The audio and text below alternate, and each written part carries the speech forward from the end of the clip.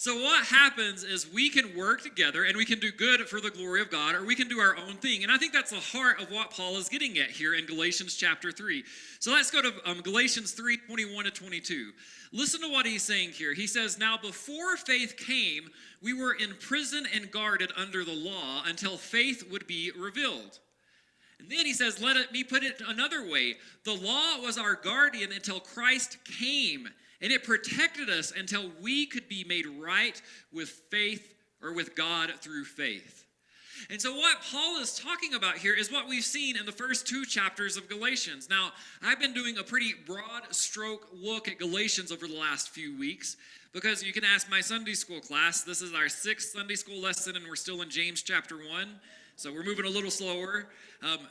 But the heart of what Paul has said in Galatians so far is that because we believe, because we have faith, what God does is he makes us justified, or he makes us right with him.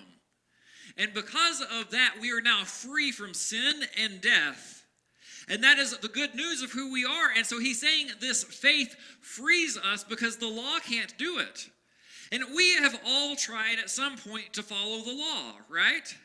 I mean, maybe not specifically the 633 laws in the Old Testament, but at least this day, I hope you maybe put a seatbelt on, right? I mean, that's one of the laws. Maybe some of you followed the speed limit. Maybe some of us didn't on our way to school. Right, there are laws that we have tried to follow, and what Paul is saying over and over again is that as much as we try to do good, as much as we try to follow the law, it's not going to free us from sin and death. The only thing that can do that is our faith. And so faith alone is what Paul is saying, is that we must have faith so that we can continue to be people who live in God's good will. But Paul doesn't stop there. If you throw up verse 23, 24, and 25 for me. Look, what it says is, now the way faith has come is we no longer need the law as our guardian. For you are all children of God through faith in Christ Jesus.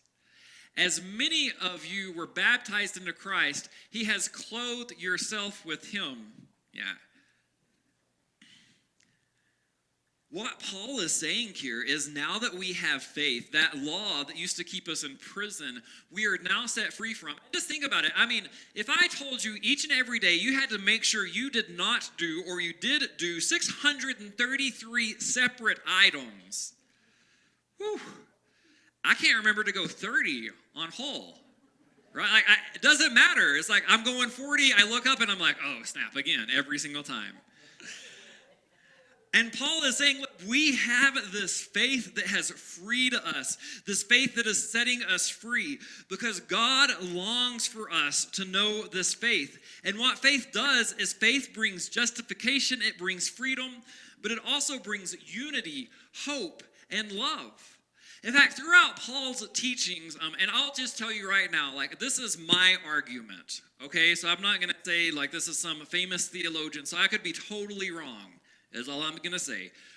But in each of Paul's letters, it seems to me that Paul stresses something different according to who he's writing to. And so in the church in Corinthians, when there was a lot of division, when there was a lot of infighting, what does he stress? You need to love each other. Here in Galatia, when they're trying to get people to follow the ways of the Old Testament law, he's saying it's not the law that'll free you, but it's faith. Good. Yeah, I'm going to ask you to respond so that you don't fall asleep either, because some of y'all were out late with me last night. It's our faith that gets us there. And so I really believe that depending on who Paul is talking about, to some people he's like, yes, all you need is love. In Galatians, he's saying faith is the most important thing. And if you look at the letters of Thessalonica, he says we need hope and the assurance that Christ is coming back. And so he has this triad of virtues that he presents over and over again: faith, hope, love. And to Galatia, it's we need faith. In Corinthia, it's we need love. In Thessalonica, it's we need hope. And at each point in our lives, that's where we find ourselves, right? Is sometimes in my life, I need more faith. Sometimes in my life, I need more love. And sometimes I need more hope. And what Paul is hammering time and time again here in Galatians is it's all about that faith. that we have to have a strong faith in who Jesus Christ is. And so he's established this in the first 2 chapters in Galatians. He's hitting it again here in chapter 3. But he continues in verse 26. And he says, for in Christ Jesus, you are all children of God through faith. So how do we become children of God? What was it? Faith. Okay, half of y'all got it.